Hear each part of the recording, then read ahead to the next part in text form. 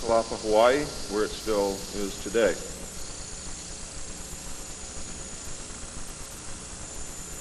Some of the information is based upon research derived from the information that I saw. For instance, in the documents that I saw, it was stated that President Eisenhower had commissioned a group called the Jason Scholars, which was stated to have been a secret society of scholars, to research the deception, lies, facts, truth, and get at the root and the real truth of the alien question. It also stated that there was a group of 12 men formed by NSC Memo 5410, and that the study group was formed by NSC Memo 5411, and that there was another NSC memo issued to cover the actions of these men and explain the reasons why such prominent men were meeting on a regular basis, and that NSC memo was 5412/1 and 5412/2. 5412/1 was implemented in March of 1955, 5412/2 in November of 1955. Anyone who knows how correspondence, executive orders, and executive memos are written knows that you do not write a memo 5412 in March and then in November tack a second part onto it. The memo was originally really written in 1954. I'm going to go through the whole history. I'm going to have to leave a few things out simply because it's going to be impossible to cover everything in the hour and a half that I have. Before I begin, I would like to read two quotes to you. The first is attributed to Mr. Alistair Cook, who said, quote, "I'll be astounded if this planet is still going 50 years from now. I don't think we will reach 2000. It would be miraculous," unquote. Winston Churchill said, and I quote, "We seem to be moving, drifting, steadily against our will, against the will of every race and every people and every class, towards some hideous catastrophe. Everyone wishes to stop it, but they do not know how." What do you think he was referring to? Ronald Reagan stated on October 18, 1983, in a meeting with Thomas Dine, who is the executive director of the American Israel Public Affairs Committee. And I quote Ronald Reagan, "You know, I turn back to your ancient prophets in the Old Testament and the signs foretelling Armageddon. And I find myself wondering if we're the generation that is going to see that come about. I don't know if you've noted any of those prophecies lately, but believe me, they certainly describe the times we're going through." Now, ladies and gentlemen, during this talk that I'm going to give you, I'm going to explain to you the history of this phenomenon, who the secret government really is, and I will name them by name, beginning group, the study group. I will tell you who they are today. I'm going to tell you what this is all about. I'm going to tell you who's selling drugs to your children, and I'm going to tell you why the United States government is afraid for you to find out what the truth is regarding UFOs.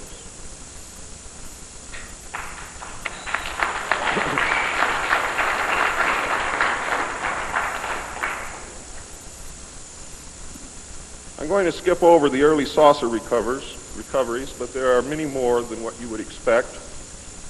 The early saucers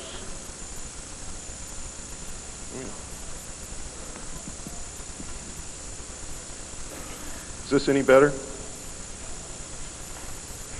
There were many more saucer crashes and downed craft than what you have realized. There were many more alien bodies recovered, and there were more live aliens recovered than what you are aware of. But that's not important. The important thing is that they occurred, not how many and not where. The important thing is that they occurred. And those of you who want to argue over how many and where and how many bodies are wasting the time of everyone else. because that's not important. What's important is that they occurred. And there are two crashes that are so important that the government will go to any lengths to prevent you from finding out.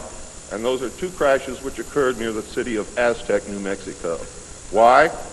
Because both of those crashed craft contained human body parts. And they are deathly afraid of a national panic.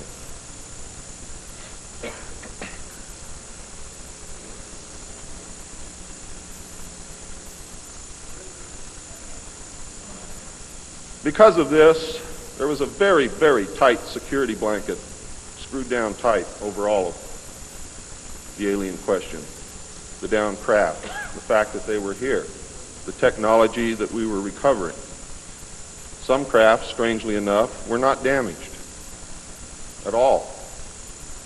But we could not recognize anything that we had previously known as mechanical, electrical, hydraulic, or any other thing that we knew of, except eventually we discovered that the craft contained a small reactor approximately the size of a large football or a small basketball, which was said to be a clean reactor, and the craft, this particular craft, used or seemed to use water as fuel. Now, how that all works, I don't know. I am not a nuclear physicist. Thank God. A special group of America's top scientists were organized under the name Project Sign in December of 1947 to study the phenomena. There was no such thing at that time as MJ-12. The whole nasty business was contained within the shroud of secrecy. Project Sign evolved into Project Grudge in December of 1948. A very low-level collection and disinformation project named Blue Book was formed under Grudge. 16 volumes were to come out of Grudge, including the controversial Grudge 13, which I and Bill English saw, read, and revealed to the public. Blue teams were put together to recover the crashed discs and dead or alive aliens. The blue teams were later to evolve into alpha teams under Project Pounce and Project Pluto. During these early years, the United States Air Force and the Central Intelligence Agency exercised complete control over the alien secret. The Air Force was later to be dropped because it was a young service and had no political power and could not overcome the power of the Army and the Navy. In fact, the CIA was formed by presidential executive order, first as a Central Intelligence Group for the express purpose of dealing with the alien presence. Later, the National Security Act was passed, establishing it as the Central Intelligence Agency.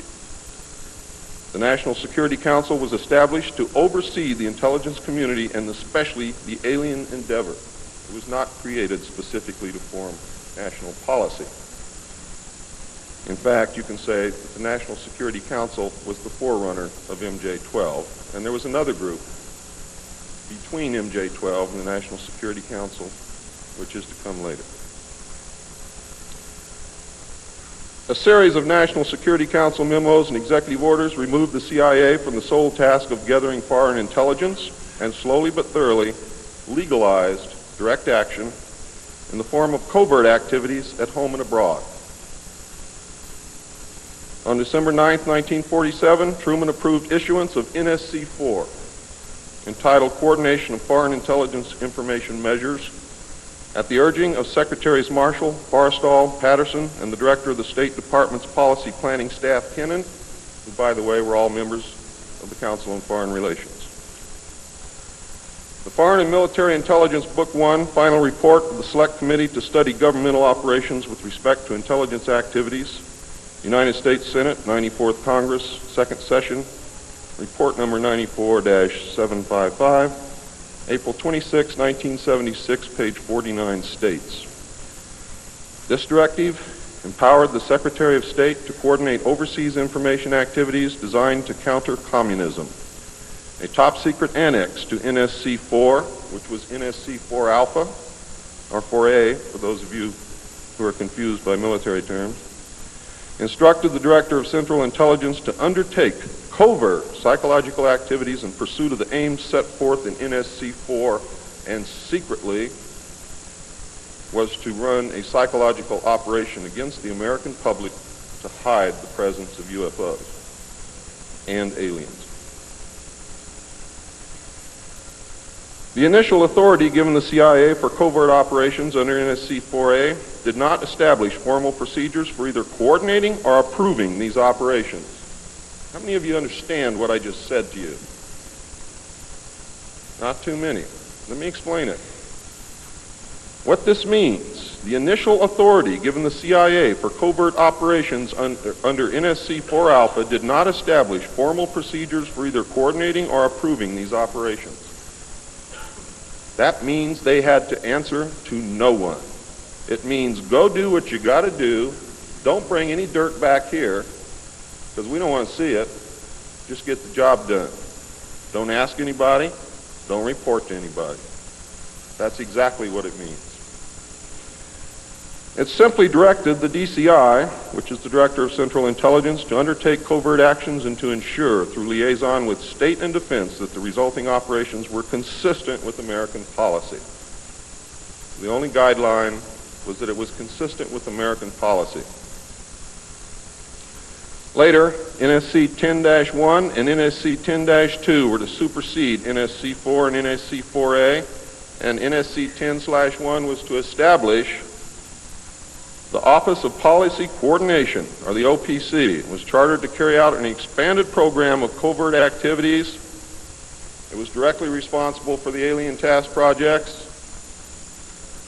and it was the direct forerunner of MJ-12. NSC 10-1 and 10-2 validated illegal and extra-legal practices and procedures as being agreeable to the national security leadership. The reaction, of course, was very swift. In the eyes of the intelligence community, no holds were barred. Under NSC 10-1, an executive coordination group was established to review but not approve covert project proposals. Why? Because if you've ever read or known anything about President Truman, he was a mean little guy, and he didn't believe in trusting everybody else to do the right thing, and he kept the power solidly in his hands. He did not give it to anyone.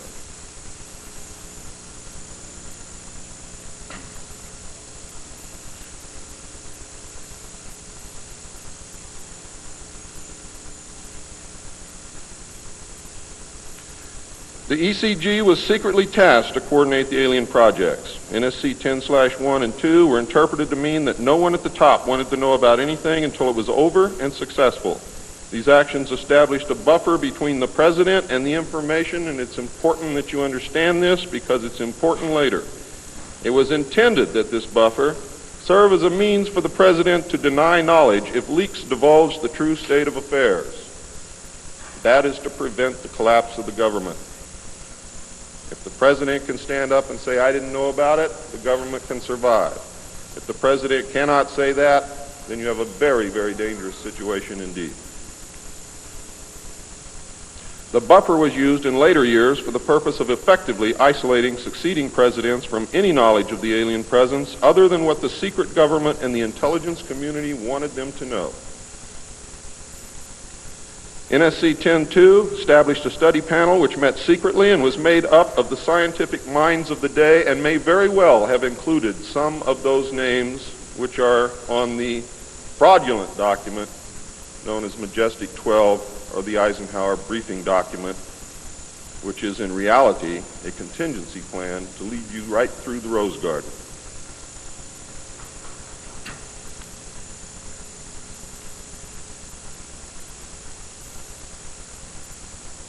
The study panel was not called MJ-12. In fact, the study panel was never called MJ-12. Another NSC memo, NSC 10/5, further outlined the duties of the study panel. These NSC memos and secret executive orders set the stage for the creation of MJ-12 only 4 years later. Now it gets nasty. Secretary of Defense James Forrestal began to object to the secrecy. He was a very idealistic and religious man who believed that the public should be told. When he began to talk to leaders of the opposition party and leaders of the Congress about the alien problem, he was asked, which is a polite way of saying you're fired, to resign by Truman. He expressed his fears to many people and rightfully believed that he was being watched and that his life was threatened.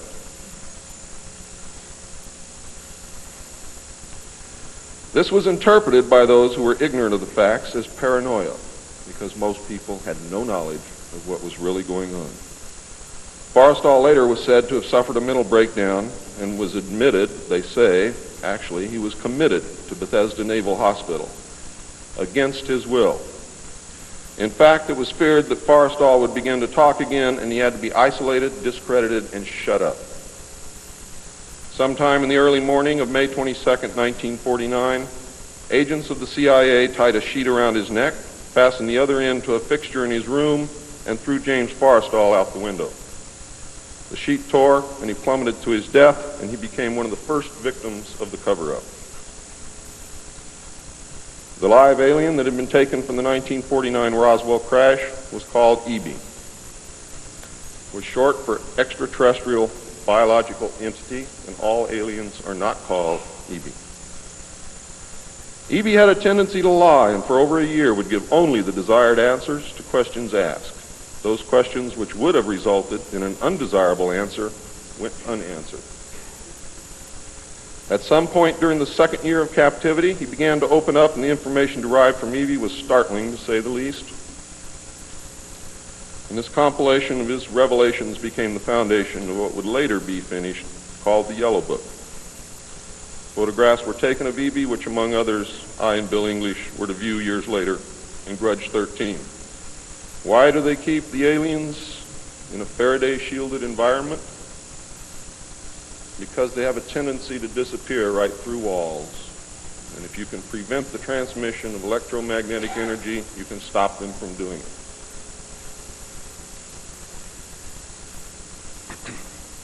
In late 1951, EB became ill. Medical personnel had been unable to determine the cause of EB's illness and had no background from which to draw. EB's system was chlorophyll-based, and he processed food into energy much the same as plants. Waste material was excreted almost exactly the same as plants. It was decided that an expert in botany was called for. A botanist, Dr. Guillermo Mendoza, was brought in to try and help him recover. Those of you who have been looking for him on medical lists will not find him there. He was a PhD in botany. Dr. Mendoza worked to save EB until mid-1952 when EB died. Dr. Mendoza eventually, according to the information that I read, became the expert on at least this type alien biology. In a futile attempt to save EB and to try and gain favor with this technological superior alien race, the United States began broadcasting a call for help early in 1952 into the vast regions of space. If you know they're better than you, and if you know they can lick you, you better try and be friends with them, and that's what this effort was all about. The call went unanswered, but the project continued as an effort of good faith. President Truman created the super-secret National Security Agency by secret executive order on November 4th, 1952, and until recent years, there wasn't one in 50,000 people in the United States who even knew it existed. Its primary purpose was to decipher the alien communications and language and establish a dialogue with the aliens. This most urgent task was a continuation of the earlier effort and was codenamed Sigma. The secondary purpose of the NSA was to monitor all communications and emissions from any and all devices worldwide for the purpose of gathering intelligence, both human and alien, and to contain the secret of the alien presence. Project Sigma, ladies and gentlemen, was extremely successful. The NSA also maintains communications with the Luna base and other secret space programs. By executive order, the NSA is exempt from all laws which do not specifically name the NSA in the text of the law as being subject to that law. How many of you know what that means? That means we have a completely lawless organization running around the country doing whatever they want to do, answering to no one, and under no law which does not name the National Security Agency in the text of that law as specifically being subject to that law by executive order of the President of the United States. That means that if the agency is not spelled out in the text of any and every law passed by the Congress, it is not subject to that or those laws. The NSA now performs many other duties and in fact is the premier agency within the intelligence community. Today, the NSA receives 75% of the monies allotted to the intelligence community. And the old sayings, ladies and gentlemen, where the money goes, therein the power resides, is absolutely true.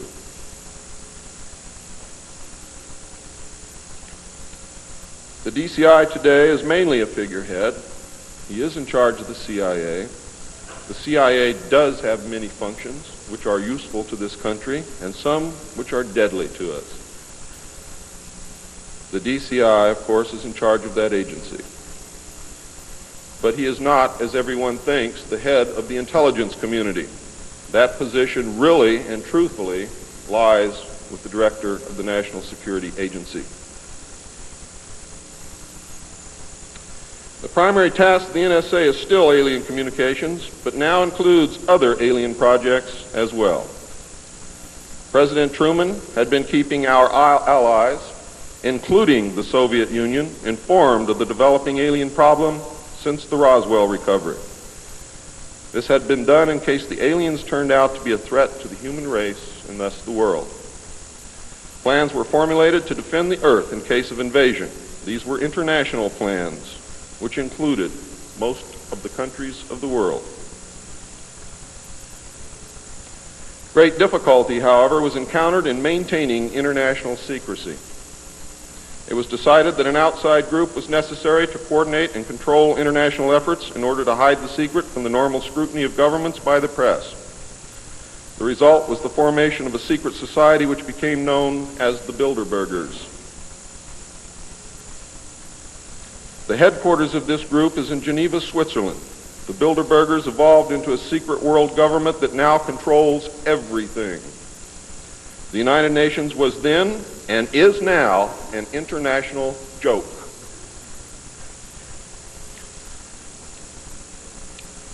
In 1953, a new president occupied the White House. He was a man used to a structured staff organization with a chain of command. His method was to delegate authority and rule by committee. He made major decisions, but only when his advisors were unable to come to consensus, and when he was in the Army, he was known as the diplomat. He was very good at what he did. He was very good at bringing people together, reaching consensus, and getting people to work for him. His normal method was to read through or listen to several alternatives and then approve one. Those who worked closely with him have stated that his favorite comment was, "Just do whatever it takes." Now here's a man very different from President Truman. He spent a lot of time on the golf course. This was not all unusual for a man who had been career Army with the ultimate position of Supreme Allied Commander during the war, a post which carried 5 stars along with it. In fact, he deserved it. This president was General of the Army Dwight David Eisenhower. During his first year in office, 1953, at least 10 more crash disks were recovered, along with 26 dead and 4 live aliens. One of the 4 live aliens died within hours of being removed from the craft. The others died approximately 3 or 4 days later. Of the 10, 4 were found in Arizona, 2 in Texas, 1 in New Mexico, 1 in Louisiana, 1 in Montana, and 1 in South Africa. There were hundreds of sightings. Why were so many craft crashing? Because the government was scared. And when they found out that the radar was downing the craft, they started aiming the radar at the craft with lock-on radar and pumped the juice through. And they brought as many down as they could.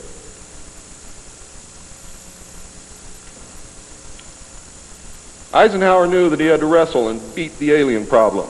He knew that he could not do it by revealing the secret to the Congress, because, in fact, isn't that the same as telling the public? Early in 1953, the new president turned to his friend and fellow member of the Council on Foreign Relations, Nelson Rockefeller, for help with the alien problem. Eisenhower and Rockefeller began planning the secret structure of alien task supervision, which was to become a reality within 1 year. The idea for MJ-12 was thus born. It was Nelson's uncle Winthrop Aldrich who had been crucial in convincing Eisenhower to even run for president. The whole Rockefeller family, and with them the Rockefeller Empire, had solidly backed Eisenhower. Asking Rockefeller for help with the alien problem was to be the biggest mistake Eisenhower ever made for the future of the United States and most probably all of humanity, as you will soon see. What he literally did with this act, ladies and gentlemen, is abdicate the presidency to a secret group. Within 1 week of Eisenhower's election, he had appointed Nelson Rockefeller chairman of a presidential advisory committee on government organization.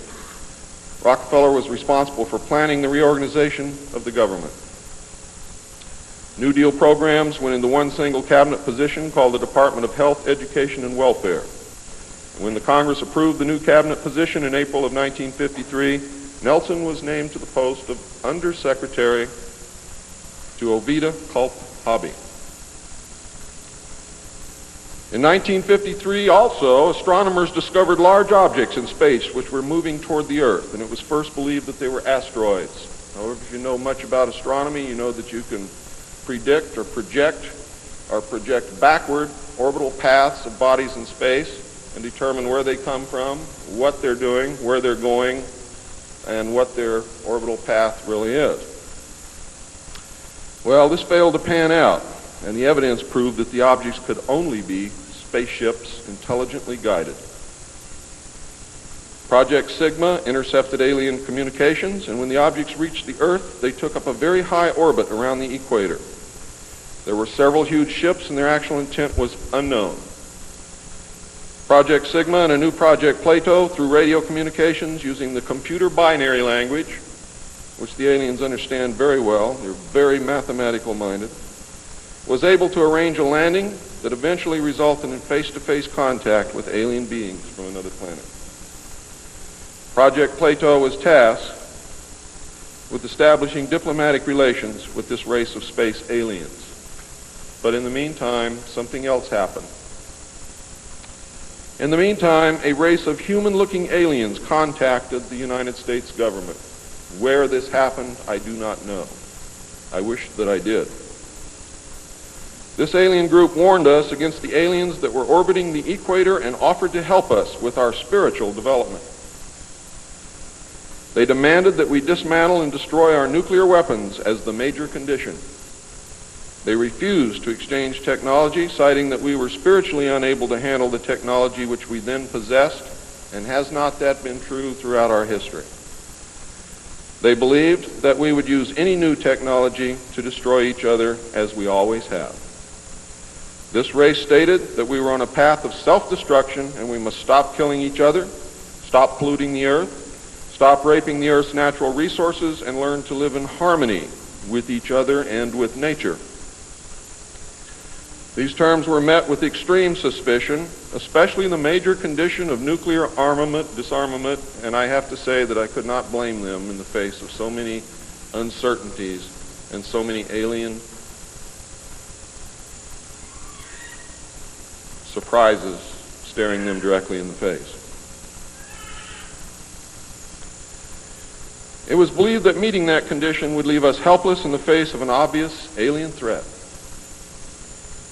We also had nothing in history to help with the decision. Nuclear disarmament was not considered to be within the best interests of the United States, and the overtures were rejected. Later in 1954, the race of large-nosed gray aliens which had been orbiting the Earth landed at Holloman Air Force Base. It happened in 1954, ladies and gentlemen. If you take everything that Bob Ebenegger has ever said and subtract 10 years from it, you will be right on the money. A basic agreement was reached. An alien named Krill was left as a pledge that they would return and formalize the agreement. In effect, he was a hostage. This race identified themselves as originating from a planet around a red star in the constellation of Orion, which we call Betelgeuse. I believe that that's a lie. They lie a lot, and they deceive a lot. And it is evident through every action that they've ever done with us. The truth is, ladies and gentlemen, these creatures might be from Mars, really. They claim that they are from a planet which revolves around the red star, which we call Betelgeuse. They stated that their planet was dying and that at some unknown future time they would no longer be able to survive there. This led to a second landing at Edwards Air Force Base. The historical event had been planned in advance and details of the treaty had already been agreed upon. Eisenhower arranged to be in Palm Springs on vacation. On the appointed day, the president was spirited away to the base, and the excuse was given to the press that he was visiting the dentist for a toothache. President Eisenhower met with the aliens, and a formal treaty between the alien nation and the United States of America was signed. We then received our first alien ambassador from outer space. His name and title, and I know it sounds ridiculous, but it's absolutely true. His name and title was His Omnipotent Highness Krill, pronounced Krill, spelled K-R-L-L-L or C-R-L-L-L. In the American tradition of disdain for royal titles, he was secretly called Original Hostage Krill, or O.H. Krill, so that Americans would not have to say, Your Omnipotent Highness.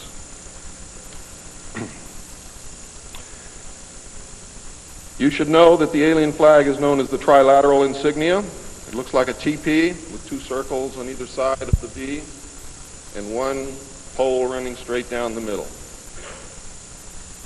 It is displayed on their craft and worn on their chest on their uniforms. Both of these landings in the second meeting were filmed, and the film exists today. Where it exists, I do not know, but I do know that it exists. The treaty stated, the aliens would not interfere in our affairs, and we would not interfere in theirs. We were particularly interested that they do not interfere with anything that would affect our future, which has been violated. We would keep their presence on Earth a secret. They would furnish us with advanced technology and would help us in our technological development. They would not make any treaty with any other Earth nation. They could abduct humans on a limited and periodic basis for the purpose of medical examination and monitoring of our development, with the stipulation that the humans would not be harmed, would be returned to their point of abduction, that the humans would have no memory of the event, and that the alien nation would furnish MJ-12 with a list of all human contacts and abductees on a regularly scheduled basis. And this is not being done. It was agreed that each nation would receive the ambassador of the other for as long as the treaty remained in force. It was further agreed that the alien nation and the United States would exchange 16 personnel each to the other with the purpose of learning each of the other. The alien guests would remain on Earth, and the human guests would travel to the alien point of origin for a specified period of time, then return, at which point a reverse exchange would be made. I have no knowledge whatsoever of what happened to those original 16 humans who left the Earth with the aliens. It was also agreed that bases would be constructed underground for the use of the alien nation, and that 2 bases would be constructed for the joint use of the alien nation and the United States government. The base at Dulce is one, the base at S4 in the area known as Area 51 or Dreamland is the second. Exchange of technology would take place in the jointly occupied bases. These alien bases would be constructed under Indian reservations in the 4 corners of Utah, Colorado, New Mexico, and Arizona, and one would be constructed in Nevada in the area known as S4, located approximately 7 miles south of the western border of Area 51, otherwise known as Dreamland. All alien areas are under complete control of the Naval Department, and all personnel who work in these complexes receive their checks from the Navy. Construction of the bases began immediately, but progress was slow until large amounts of money were made available in 1957, and in the meantime work continued on the Yellow Book with the information derived from the guests.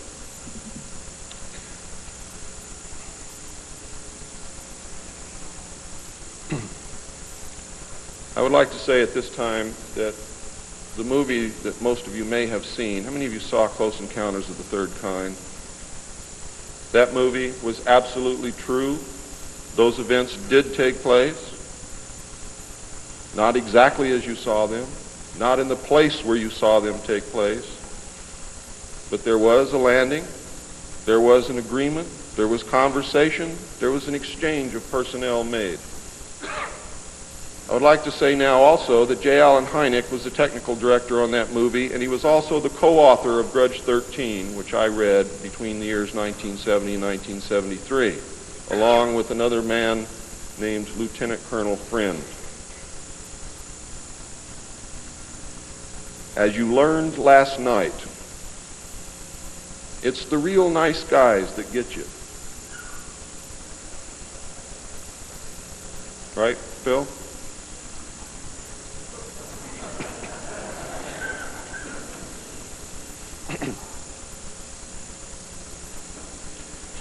Project Red Light was formed, and experimentation and test flying alien craft was begun in earnest. As I told you earlier, many of the craft we recovered were intact, appeared to have no damage whatsoever. One craft actually exploded over the test site during testing sometime in the early 60s. I'm not sure what the exact date is, but the explosion is said to have been seen over 3 states. Project Red Light, according to the information that I have, was postponed at that time because they had no idea what had happened or why the craft had exploded, but they lost the pilots, and the project went on hold. A super top secret facility was built at Groom Lake in Nevada in the midst of the weapons test range. It was codenamed Dreamland. Until this area was built, testing was done at the Tonopah test range, and that's why some of you have conflicting information. The installation was placed under the Department of the Navy, and clearance of all personnel required a Q clearance as well as executive, which means presidential or majestic approval.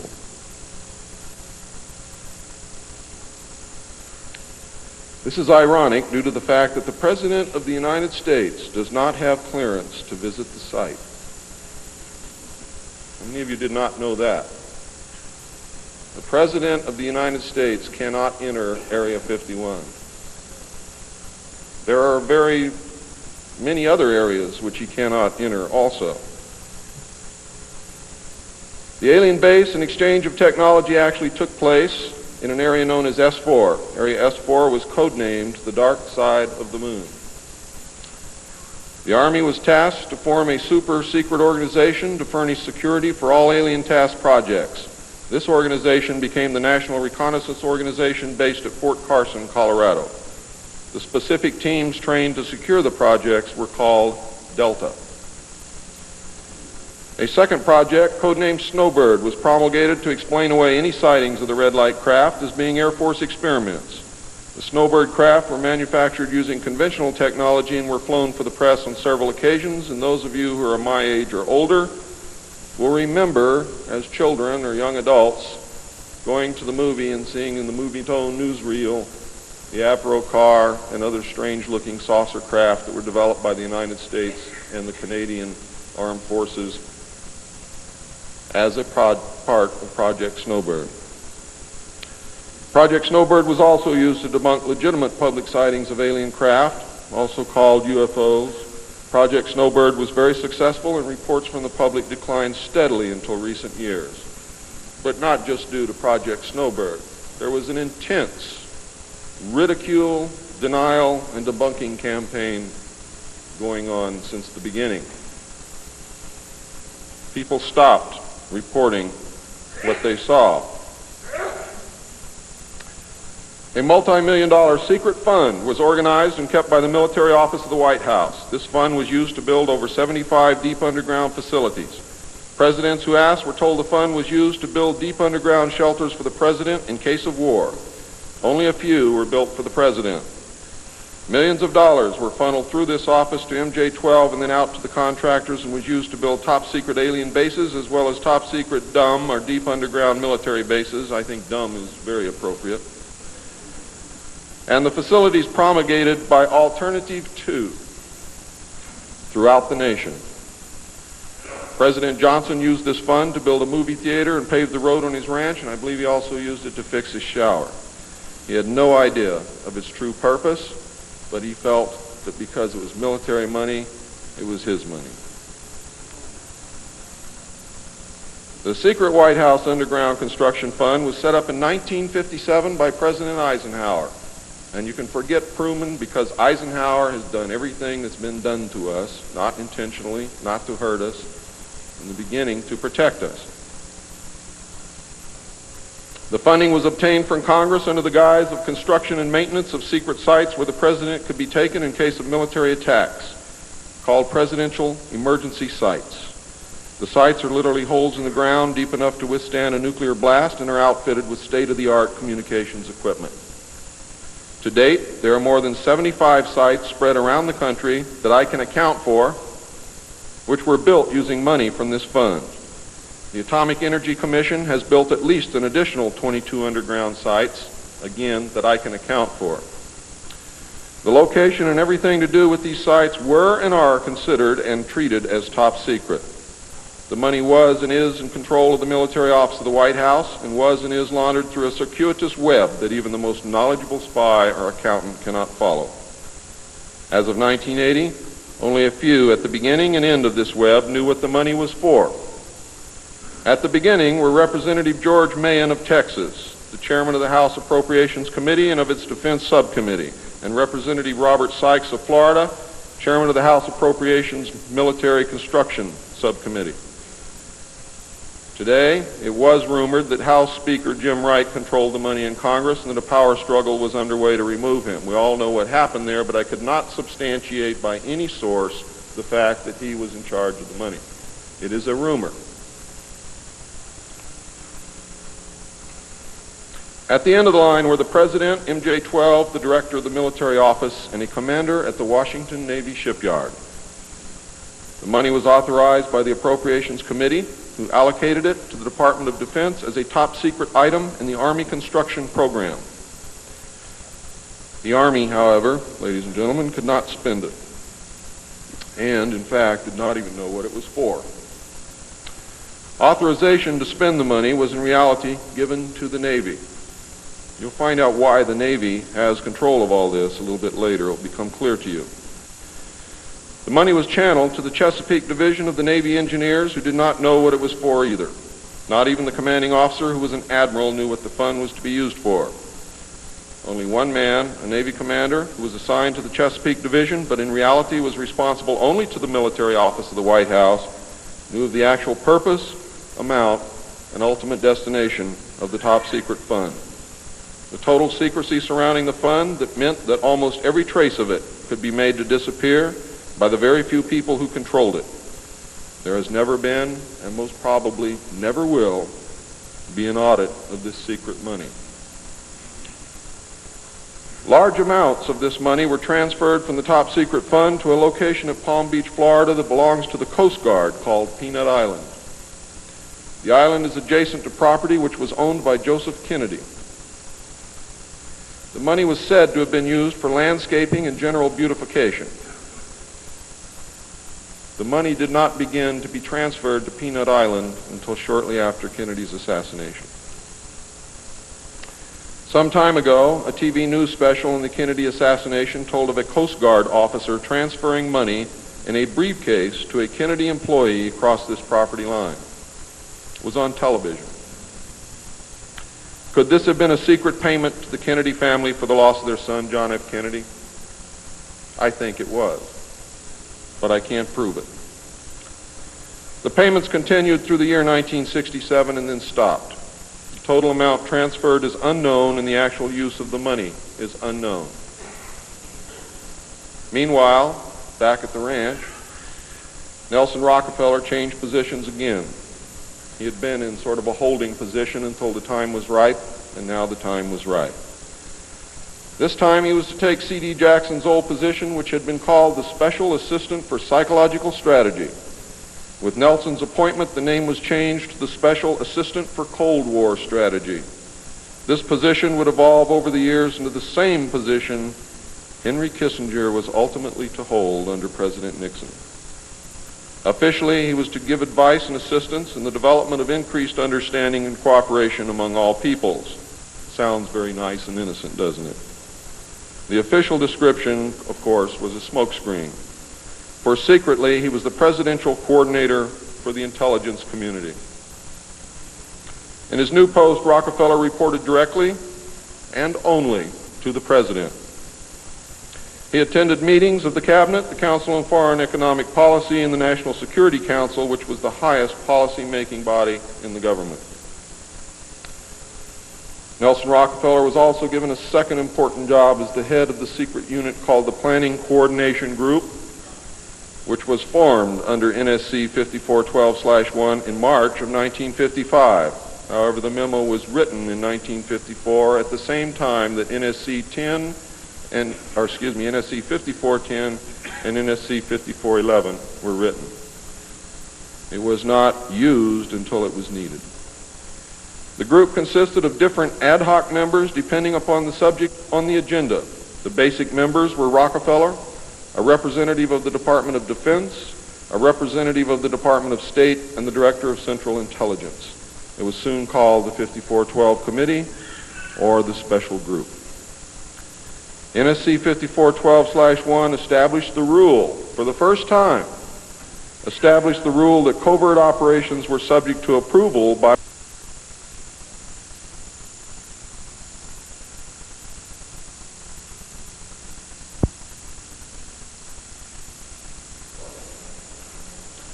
By secret executive memorandum, NSC 5410, Eisenhower had preceded NSC 5412/1 in 1954 to establish a permanent committee, not ad hoc, to be known as Majority 12, MJ12,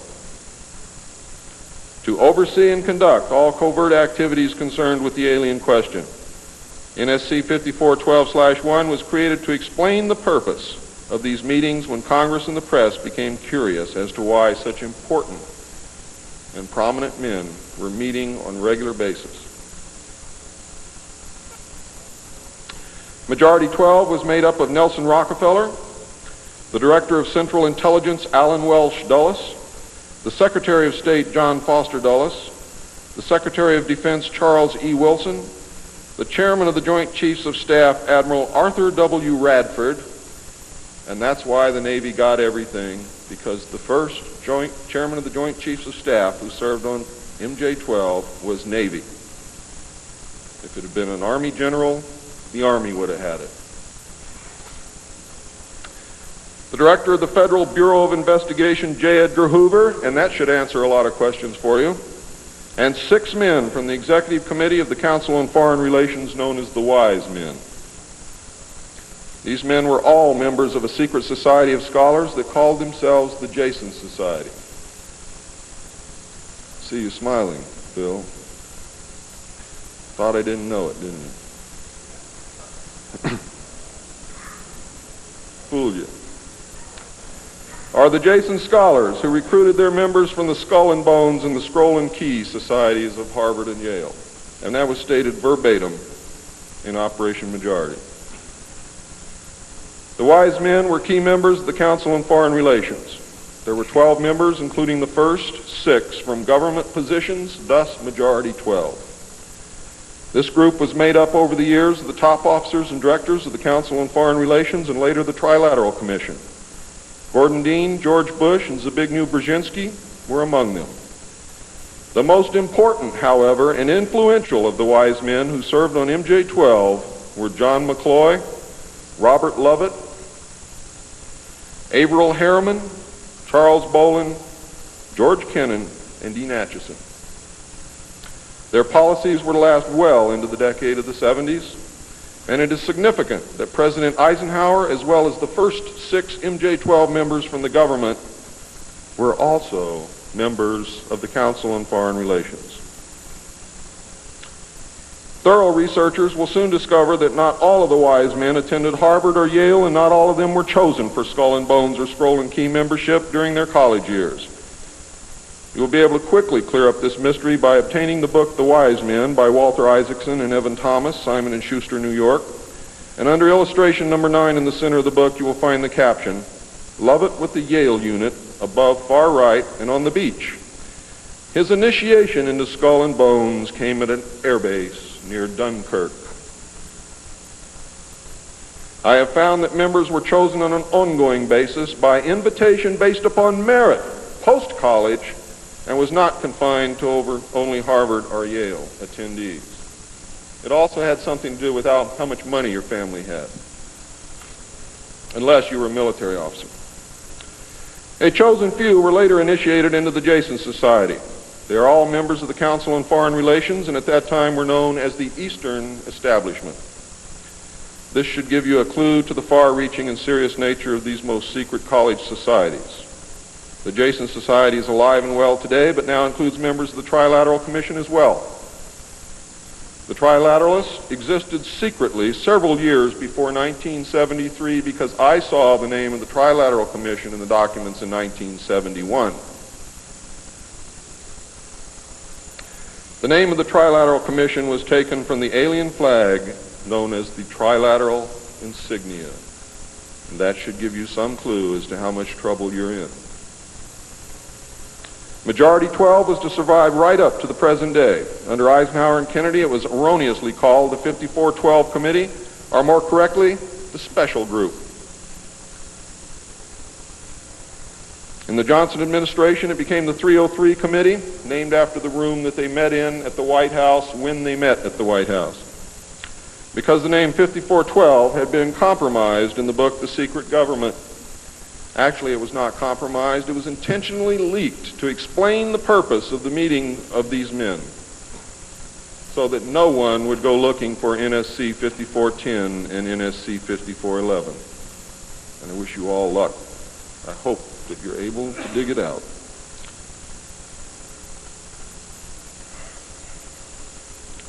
Actually, NSC 5412/1 was leaked to the author to hide the existence of NSC 5410.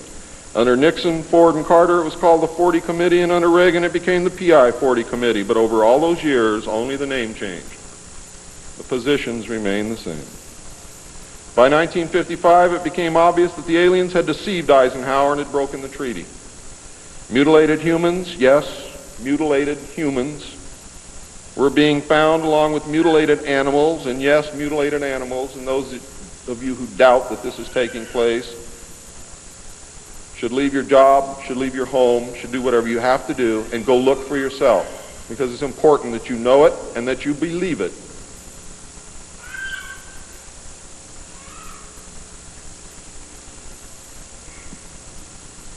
These things were being found all across the United States. It was suspected that the aliens were not submitting a complete list of human contacts and abductees to MJ-12, and it was suspected that not all abductees had been returned, and this has been verified. The Soviet Union was suspected of interacting with them, and this proved also to be true. It was learned that the aliens had been and were then manipulating masses of people through secret societies, witchcraft, magic, the occult, and religion. After several Air Force combat air engagements with alien craft, it also became apparent that our weapons were no match against theirs.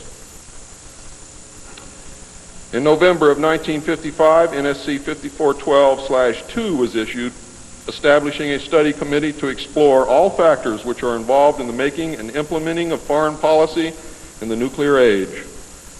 This, again, was only a blanket of snow that covered the real subject of study, which was the alien question. For, in fact, 5412/2 had, as I told you earlier, been written in 1954, when NSC 5410 and 5411 was written, and 5411 by secret executive memorandum in 1954. The study group was commissioned to examine all the facts, evidence, lies, and deception and discover the truth of the alien question. NSC 54/2 was only a cover that had become necessary when the press began inquiring as to the purpose of regular meetings of such important men. When the press asked Gordon Dean somewhere near the end of 1954 why they were meeting and what they were studying, Gordon Dean says, "As of yet, we have no direction, but we're working on it." It then became necessary to find a direction and find a reason for these meetings, and that's exactly what they did. The first meetings began in 1954 and were called the Quantico meetings because they met at the Quantico Marine Base. See, one thing I knew, ladies and gentlemen, I know who they are. I know what they were called. All I had to do was find out who belonged to those names And it's impossible to hold meetings of 36 prominent men secret over such a long period of time. The study actually lasted 3 years, not forever. It was a 3-year study, period.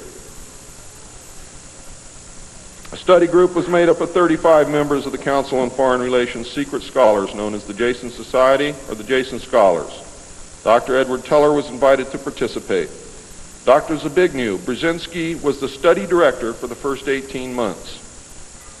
Dr. Henry Kissinger was chosen as the group study director for the second 18 months, beginning in November of 1955. Nelson Rockefeller was a frequent visitor during the study. I'm going to read you the study group members now. For those of you who know who these people are, you're going to be amazed. Those of you who do not, I advise that you purchase a copy of my text, which will be on sale at the minute that I finish my last word.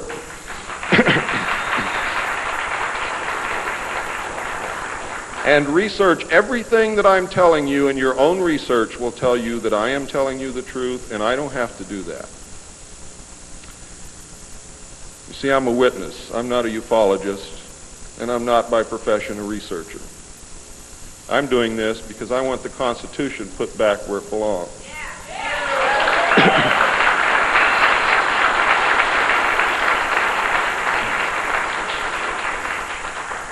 The study group members were Gordon Dean, chairman, one of the most powerful men in the United States at that time.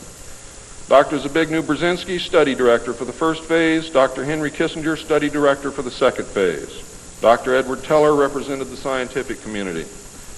Major General Richard C. Lindsay, Hanson W. Baldwin, Lloyd V. Berkner, Frank C. Nash, Paul H. Nitze, Charles P. Noyes, Frank Pace Jr., James A. Perkins, Don K. Price, David Rockefeller, Oscar M. Rubhausen, Lieutenant General James M. Gavin, Carl P. Haskins, James T. Hill Jr., Joseph E. Johnson, Mervyn J. Kelly, Frank Altschul, Hamilton Fish Armstrong, Major General James McCormick Jr., Robert R. Bowie, McGeorge Bundy, William A. M. Burden, John C. Campbell, Thomas K. Findletter, George S. Franklin Jr., I. Rabbi, Roswell L. Gilpatrick, N. E. Hallaby, General Walter Bedell Smith, called Beetle, Henry DeWolf Smythe, Shields Warren, Carol L. Wilson, and Arnold Wolfers. Now, these aren't bad guys. They were a study group. And the first MJ-12 was not made up of bad guys. They were made up of concerned Americans. What happened later became bad. The yanking of power away from the president, the formation of a secret government, the sale of drugs to the American people, etc., etc., etc. And I'm going to cover most of those things before I'm finished. It's about time. The second phase meetings were also held at the Marine base at Quantico, Virginia, and the group became known as Quantico II. Nelson Rockefeller built a retreat somewhere in Maryland which could only be reached by air for MJ-12 and the study committee so that they could meet away from public scrutiny. He donated the land, he built the facilities. Say hello for me, Phil.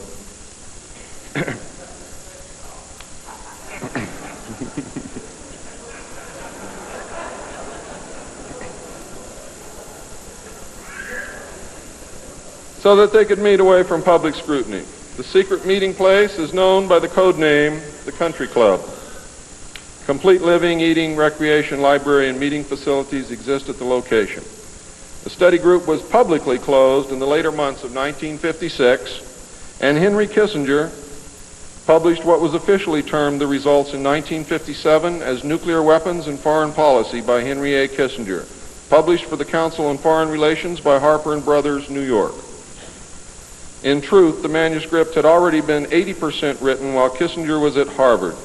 The study group continued veiled in secrecy. A clue to the seriousness Kissinger attached to the study can be found in statements by his wife and friends. Many of them stated that Henry would leave home early each morning and return late each night without speaking to anyone or responding to anyone. It seemed, in fact, as if he were in another world which held no room for anyone else. Now, when they say that he would not speak to anyone or respond to anyone, they meant it literally. I find these statements very revealing. The revelations of the alien presence and actions during the study must have been a great shock. I know I would have been shocked. Henry Kissinger was definitely out of character during the time surrounding these meetings, as he is normally described as being a gentleman, very charming, and most people who meet him like him very much. Henry Kissinger would never again be affected in this manner, no matter the seriousness of any subsequent event. On many occasions, he would work very late into the night after having already put in a full day. Coupled with his not speaking, this behavior eventually led to his divorce. A major finding of the alien study was that the public could not be told, as it was believed that this would most certainly lead to economic collapse of the religious structure, and national panic, which would lead into anarchy.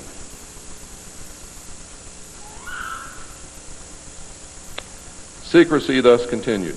An offshoot of this finding was that if the public could not be told, then the Congress could not be told. Thus, funding for the projects and research would have to come from outside the government. There are some things beginning to fall into place.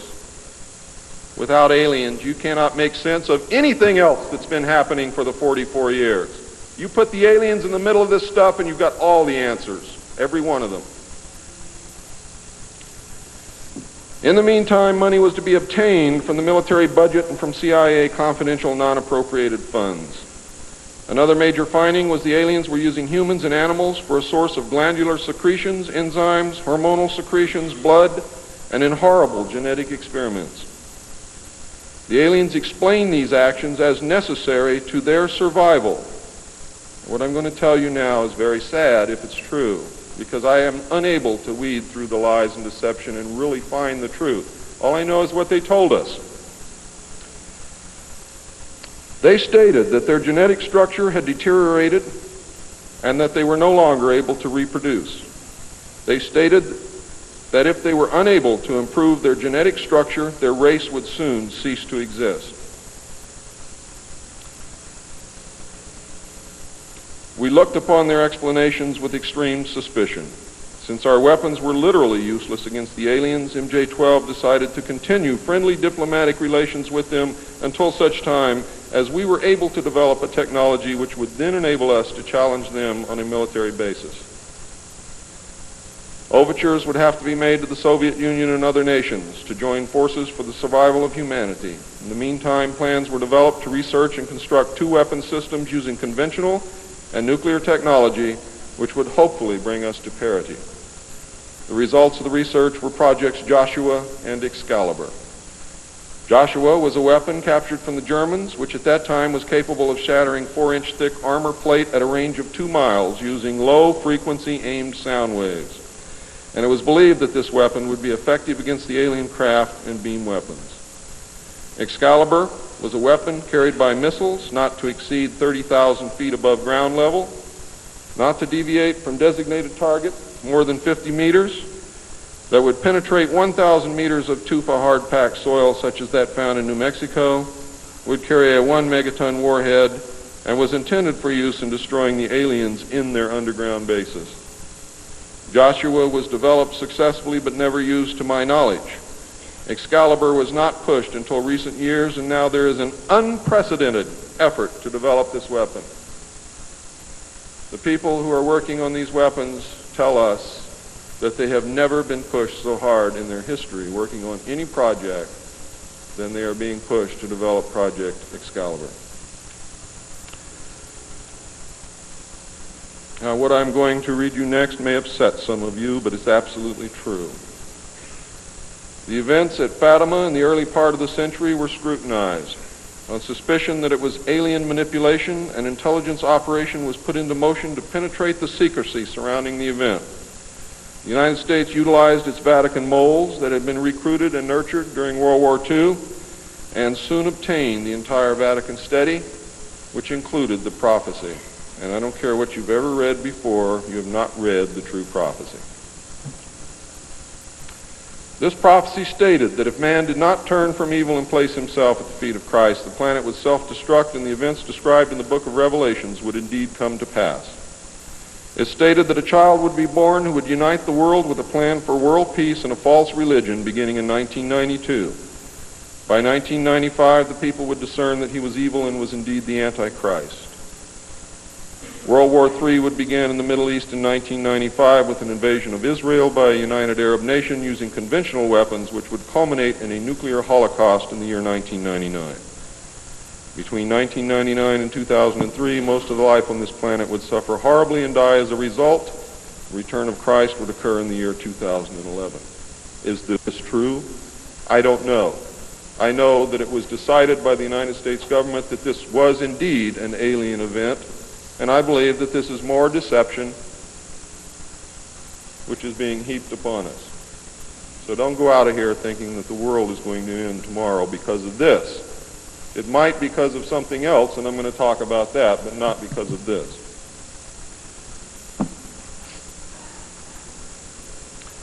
When the aliens were confronted with this finding, they confirmed that it was true. The aliens explained that they had created us through hybridization and had manipulated the human race through religion, Satanism, witchcraft, magic, the occult, secret societies, etc. They further explained that they were capable of time travel and the events would indeed come to pass. Later exploitation of alien technology by the United States and the Soviet Union utilizing time travel confirmed that indeed something bad was going to happen. The aliens showed a hologram which they claimed was the actual crucifixion of Christ, which the government filmed. We did not know whether to believe them or not. Were they using our genuine religions to manipulate us? Or were they indeed the source of our religions with which they had been manipulating us all along? Or was this the beginning scenario of the genuine end times and the return of Christ which had been predicted in the Bible? No one knew the answer, and I don't know the answer either. A symposium was held in 1957, which was attended by some of the great scientific minds then living. It was held in Huntsville, Alabama. They reached the conclusion that by or shortly after the year 2000, the planet would self-destruct due to increased population and man's exploitation of the environment without any help from God or the aliens. By secret executive order of President Eisenhower, the Jason Scholars were ordered to study this scenario and make recommendations from their findings. This was done. The Jason Society confirmed the finding of the scientists and made 3 recommendations called Alternatives 1, 2, and 3. Alternative 1 was to use nuclear devices to blast holes in the stratosphere from which the heat and pollution could escape into space. I'll buy heat, but I'll never buy pollution. Change the human cultures from that of exploitation into cultures of environmental protection. Of the 3, this was decided to be the least likely to succeed due to the inherent nature of man and the additional damage the nuclear explosions would themselves create. Alternative 2 was to build a vast network of underground cities and tunnels in which a select representation of all cultures and occupations would survive and carry on the human race. The rest of humanity would be left to fend for themselves on the surface of the planet. Alternative 3 was to exploit the alien and conventional technology in order for a select few to leave the earth and establish colonies in outer space. I am not able to either confirm or deny the existence of batch consignments of human slaves which would be used for the manual labor in the effort as a part of the plan. The moon, codenamed Adam, would be the object of primary interest, followed by the planet Mars, codenamed Eve. As a delaying action, all 3 alternatives included birth control, sterilization, forced if necessary, and the introduction of deadly microbes to control or slow the growth of the Earth's population. AIDS is only one result of these plans. There are others.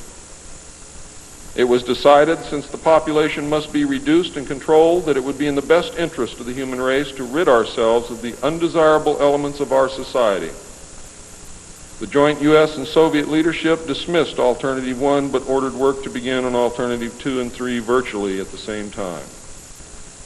Those of you in the state of Washington who report hearing machinery underground are probably correct. In 1959, the RAND Corporation hosted a deep underground construction symposium. I have a copy of this symposium report, which I'm not supposed to have, but nevertheless I have it. It's approximately this thick. In the symposium report, machines are pictured and described which could bore a tunnel 45 feet in diameter at the rate of 5 feet per hour in 1959. Just think what they can do now. It also displays pictures of huge tunnels and underground vaults containing what appear to be complex facilities and possibly even cities. It appears that the previous 5 years of all-out underground construction had made very significant progress by that time. The ruling powers decided that one means of funding the alien-connected and other black projects was to corner the illegal drug market.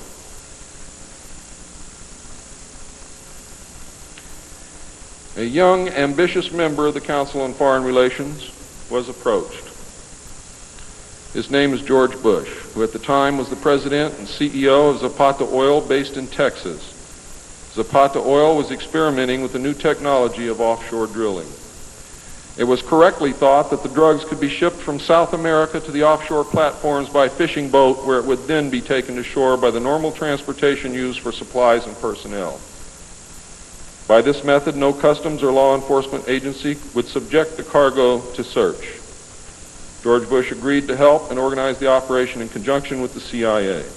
The plan worked better than anyone had thought and has since expanded worldwide, and there are now many other methods of bringing the illegal drugs into the country. But it must always be remembered that George Bush began the sale of drugs to our children. Now, if you think I'm crazy, get off your butt and start digging, because you will find out that it's absolutely true.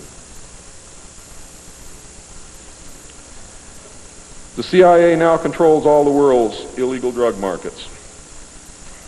The official space program was boosted by President Kennedy in his inaugural address when he mandated that the United States put a man on the moon before the end of the decade. Although innocent in its conception, this mandate enabled those in charge to funnel vast amounts of money into black projects and conceal the real space program from the American people. A similar program in the Soviet Union served the same purpose. In fact, a joint alien United States and Soviet Union base already existed on the moon at the very moment Kennedy spoke the words. On May 22, 1962, a space probe landed on Mars and confirmed the existence of an environment which could support life. Not long afterward, the construction of a colony on the planet Mars began in earnest. Today, there is a colony which exists on the planet Mars. It is a United States-Russian alien facility.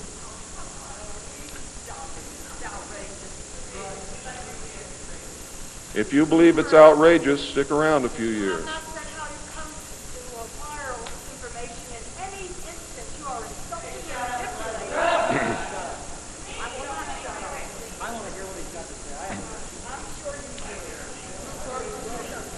This is very disturbing information, and I don't expect anyone to believe it.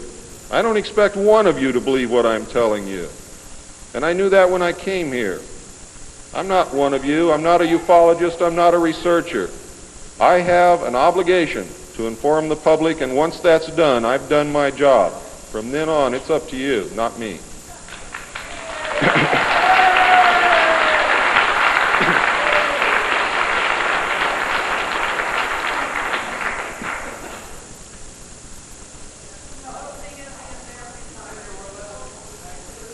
This colony exists on Mars, populated by specially select people from different cultures and occupations taken from all over the earth.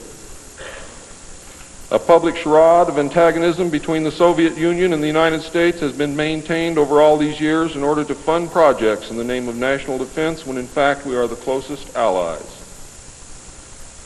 At some point, President Kennedy discovered portions of the truth concerning the drugs and the aliens. He issued an ultimatum in 1963 to MJ-12. President Kennedy assured them that if they did not clean up the drug problem, he would. He informed MJ-12 that he intended to reveal the presence of aliens to the American people within the following year and ordered a plan developed to implement his decision. President Kennedy was not a member of the Council on Foreign Relations and knew nothing of Alternative 2 or Alternative 3 that I can find out. Internationally, the operations were supervised by an executive committee known as the Policy Committee. In the United States, they were supervised by MJ-12 and in the Soviet Union by its sister organization. President Kennedy's decision, of course, struck fear into these people. His assassination was ordered by the Policy Committee, and the order was carried out by agents of MJ-12 in Dallas. President John F. Kennedy was murdered by the Secret Service agent who drove his car in the motorcade, and the act is plainly visible in the film. It was stated in the documents that I saw. The assassin's name is William Greer.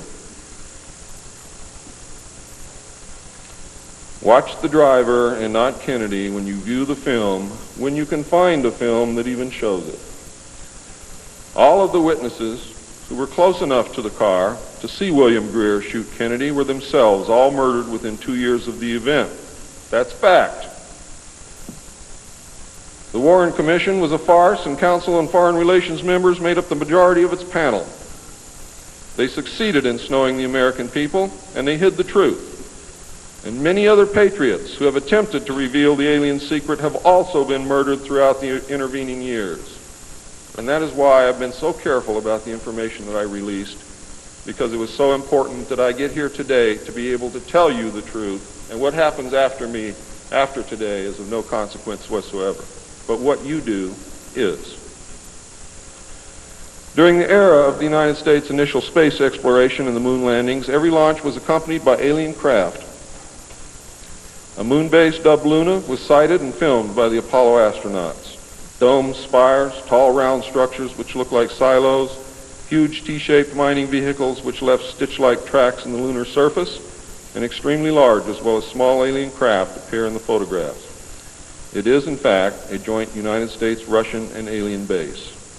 The space program is a farce and an unbelievable waste of money. Alternative 3 is a reality, and it is not at all science fiction. Most of the Apollo astronauts were severely shaken by this experience, and their lives and subsequent statements reflect the depths of the revelation and the effect of the muzzle order which followed. They were ordered to remain silent or suffer the extreme penalty, death, which was termed an expediency. One astronaut actually did talk to the British producers of the TV expose Alternative 3, confirming many of the allegations. However, I do not know who it was. In the book, Alternative 3, the pseudonym Bob Groden was used in place of the astronaut's identity. It was also stated that he committed suicide in 1978. This cannot be validated by any source, and I believe that several so-called facts in the book are really disinformation. However, I can assure you that Alternative 3 is real. I firmly believe that this disinformation is a result of pressure put upon the authors and is meant to nullify the effect upon the populace of the British TV expose entitled Alternative 3. The headquarters of the international conspiracy is in Geneva, Switzerland. The ruling body is made up of representatives of the governments involved as well as the executive members of the group known as the Bilderbergers. Meetings are held by the Policy Committee when necessary on a nuclear submarine beneath the polar ice cap.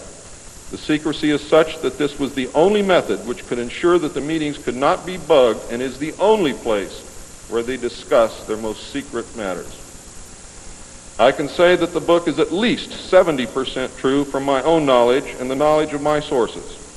I believe that the disinformation was an attempt to compromise the British TV expose with information which could be proven false, just as the Eisenhower briefing document was released here in the United States under the contingency plan Majestic 12, and which can also be proven false. Since our interaction with the aliens began, we have come into possession of technology beyond our wildest dreams. A craft named Aurora exists at Area 51, which makes regular trips into space. It is a one-stage ship called a TAV, or Trans-Atmospheric Vehicle. And it can take off from the ground using a 7-mile runway, go into high orbit, return on its own power, and land on the same runway. We currently have and fly atomic-powered alien craft at Area S4 in Nevada. Our pilots have made interplanetary voyages in these craft and have been to the Moon, Mars, and other planets aboard these craft. There is a group of pilots at the base who wear a patch, which has a little alien peeking over the bottom. It has, I think, 3 or 4 letters at the top, and I forget what they are, but John Lear knows what they are. There is a picture of Saturn and a picture of Mars in the photograph, and in the background there are 7 stars which are strangely shaped just like the stars in the Pleiades group. What that means, I don't know. We have been lied to about the true nature of the moon, the planets Mars and Venus, and the real state of technology that we possess today at this very moment. There are areas in the moon where plant life grows and even changes color with the seasons. And this seasonal effect is because the moon does not, as claimed, always present the exact same side to the Earth or the sun. There is an area that wobbles in and out of darkness on a seasonal basis, and it is near this area that the plant life grows. The moon does have a few man-made lakes and ponds upon its surface, and clouds have been observed and filmed in its atmosphere. How many of you remember the period of time, several years, when almost every reported alien craft that was reported landed was on or near water and appeared to be pumping water into the craft? How many of you remember that? Quite a few. The water went to the moon, ladies and gentlemen, to change the moon. And it is working.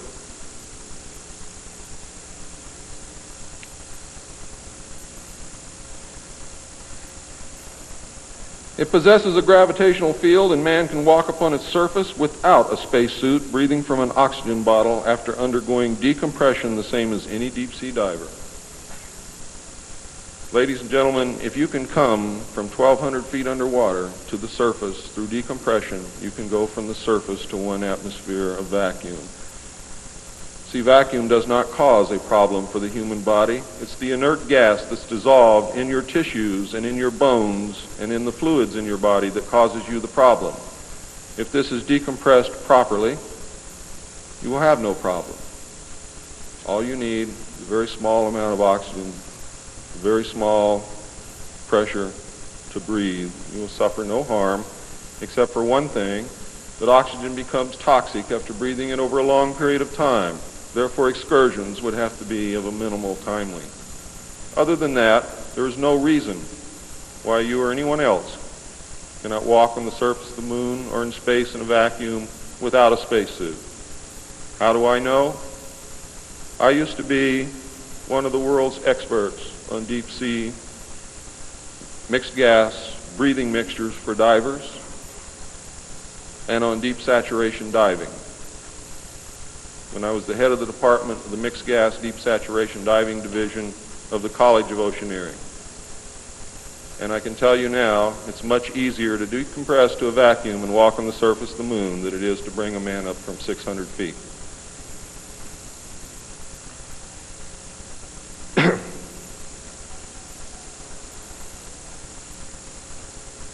I have seen the photographs, and some of them were actually published in a book called We Discovered Alien Bases on the Moon by Fred Steckling. However, all the photographs are not there, but there are some very good ones. I would advise you to buy the book. I would advise you to look at the photographs, get the NASA number, and send for them.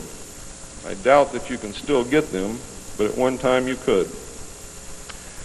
In 1969, a confrontation broke out between the human scientists and the aliens at the Dulce Underground Lab. The aliens took many of our scientists hostage. Delta forces were sent in to free them, but were no match against the alien weapons. 66 of our people were killed during this action. As a result, we withdrew from all joint projects for at least 2 years.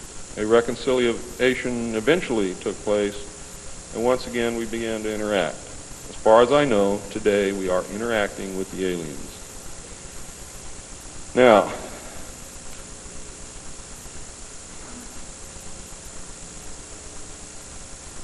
I'm gone past my limit. I'm not going to infringe upon the other speakers. The text of my speech will be on sale outside. I only have one message to give you. I don't care what you think of me. I don't care what you call me. I do care what you do with this information because it is important to our survival as a species. It's important to our planet. It is important for the world. What happens to me is of no consequence, and I knew that when I started this. And over the last 17 years, I knew that someday I was going to have to get up and say this whether I wanted to or not, whether I was afraid or not. Now I am here, and now it is done. And I feel an overwhelming relief. You now have the information. You can laugh at it. You can throw it in the trash can. You can burn my house down if you want to. But I am telling you right now, your future, your children's future, your grandchildren's future depends upon what you do with this information. Your own government is selling your children drugs, and you don't seem to care.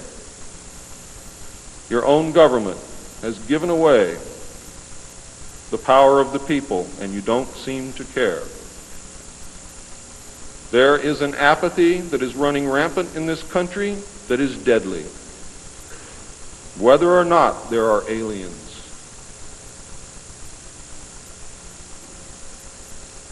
We are truly now at this moment a nation of sheep. And ladies and gentlemen, I assure you that sheep are always led to the slaughter. But it does not have to be that way. There is tremendous power in knowledge. There is also tremendous power in secrecy. Take away that secrecy, you make sure that you're informed, and you can change things and stop fighting with each other. Thank you.